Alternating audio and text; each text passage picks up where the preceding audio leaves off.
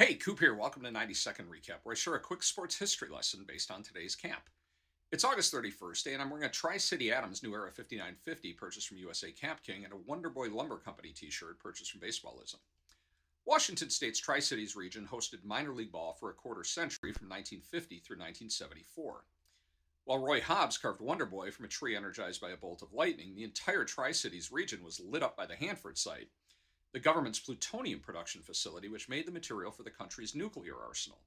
Hence the adoption of the Adams nickname for their 61 squad, which featured the man universally regarded as being the hardest thrower ever.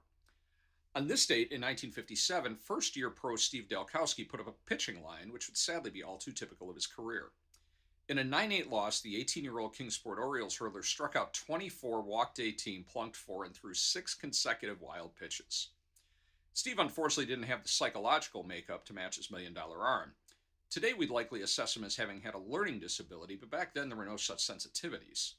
Dalko's Adams line in 61 looks similar to where it was everywhere else: 3 and 12, 150 Ks, 196 walks, and 103 innings.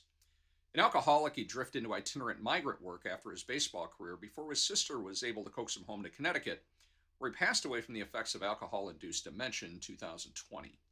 But his spirit lives on. Bull Durham's Ebinucleoluche is largely based on the exploits of Steve Dalkowski.